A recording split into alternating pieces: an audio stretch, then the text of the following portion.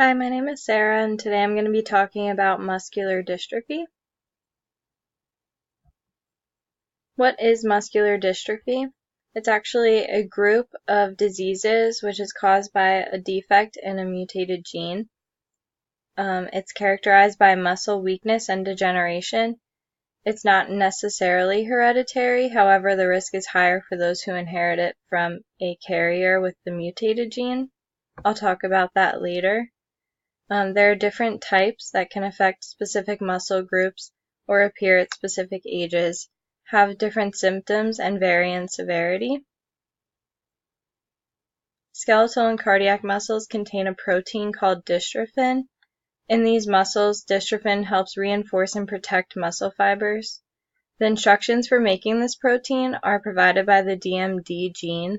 In individuals with muscular dystrophy, the DMD gene is mutated, causing either Duchenne muscular dystrophy or Becker muscular dystrophy. The DMD gene can alter dystrophin by mutation or prevent production of useful dystrophin. As muscle cells continue to contract and relax without the proper amount of dystrophin, the cells become damaged. The damaged cells cause skeletal and cardiac muscle weakening. Becker is caused by a mutation that produces a version of dystrophin that remains slightly functional, while Duchenne is caused by a mutation that prevents any functional dystrophin from being produced. Muscular dystrophy can be diagnosed many different ways, as symptoms can show up in different areas of the body. Enzyme tests test for enzymes that are released into the blood when muscle cells are damaged, such as creatine kinase. And if these enzymes appear in high volumes in the blood, then the patient hasn't had any traumatic injuries. It appears that the patient is suffering from muscular dystrophy. Electromyography is used to measure muscular electrical activity of the muscle using an electrode needle, which is inserted directly into the muscle, and any abnormal results can signify muscular dystrophy. Genetic testing can be done to test the DNA for any mutations. Muscle biopsies can provide a direct sample of the muscle, and tests like ECGs and echocardiograms can test heart function and presence of any arrhythmias, which is an indication of muscular dystrophy. Lung functioning tests can also be an indicator, as the lungs and muscles of the chest can be affected by the disease. There are many different types of muscular dystrophy. The first two are Duchenne and Becker. They're actually two separate types, but they're very similar because they're caused by a defect in the same gene. Duchenne is the most common form. Both are prevalent in males, with muscle weakness beginning at 5 for those with Duchenne and 7 for those with Becker. Both cause weakness in the upper arms, legs, and cardiac muscle. It's associated with cardiac myopathy, which begins in adolescence. Cardiomyopathy is a weakness in the heart muscle, which causes reduced cardiac output. It can cause the heart to become enlarged, where symptoms are shown as cardiac arrhythmias, with fatigue and shortness of breath. So life expectancy is very short for those with Duchenne due to the complications that arise in areas affected by muscle weakness. And for those with Becker, life expectancy is a little longer, but still leads to a very short life.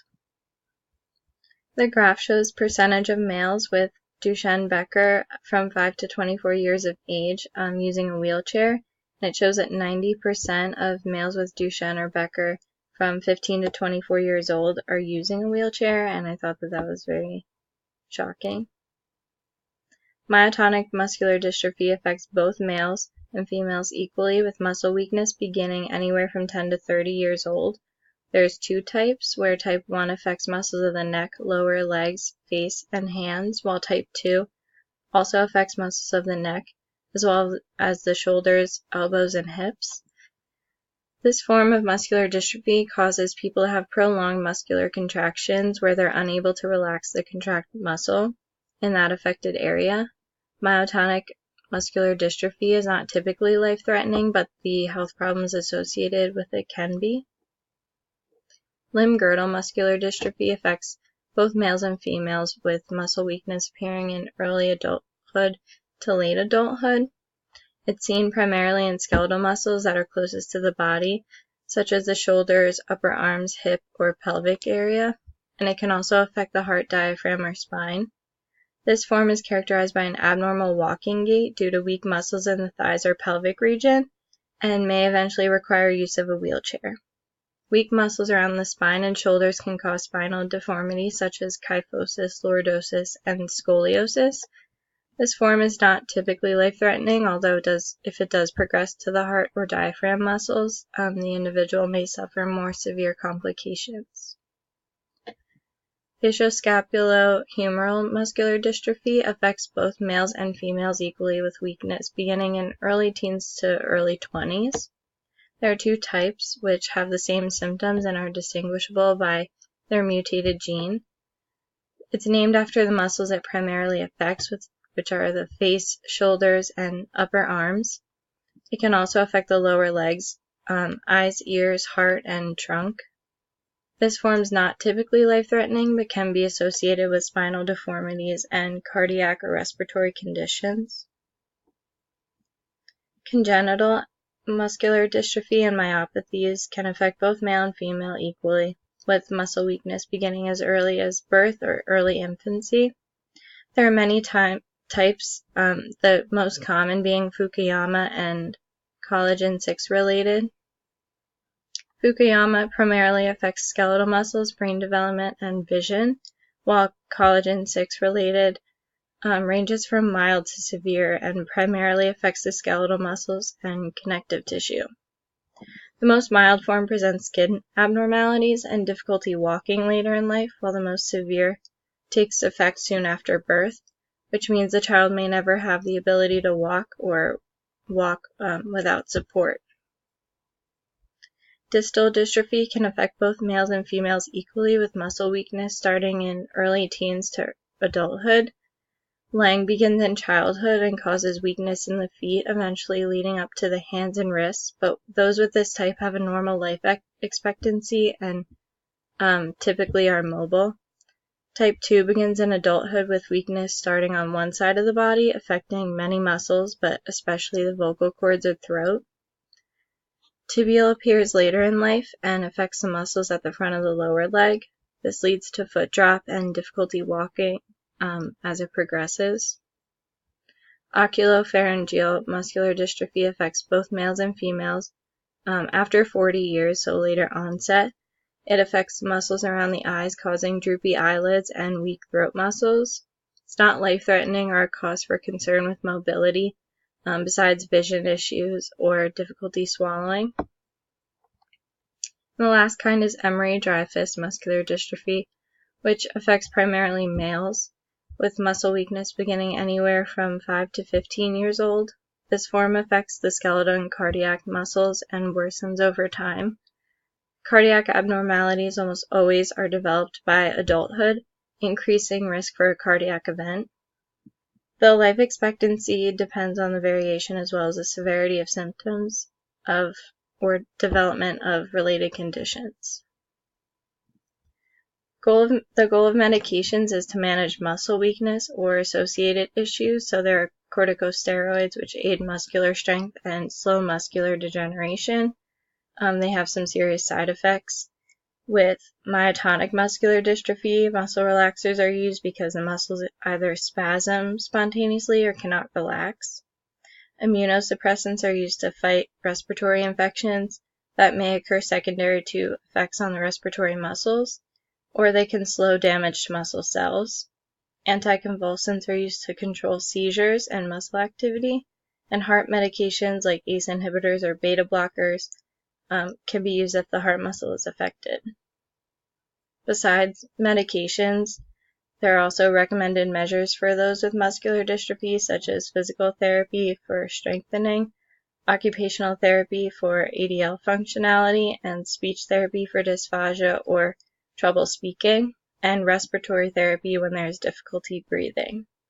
Surgeries can help ease certain conditions that develop secondary to muscular dystrophy, and orthotics, wheelchairs, mechanical lifts, and medical equipment are used to aid functional living at home or in the community. Nutritionists are utilized when muscle wasting has progressed and the patient may not be able to maintain a healthy diet or weight due to functional issues or medication interference. or just immobilization. For those with muscular dystrophy, exercise can be beneficial, but too much can be detrimental.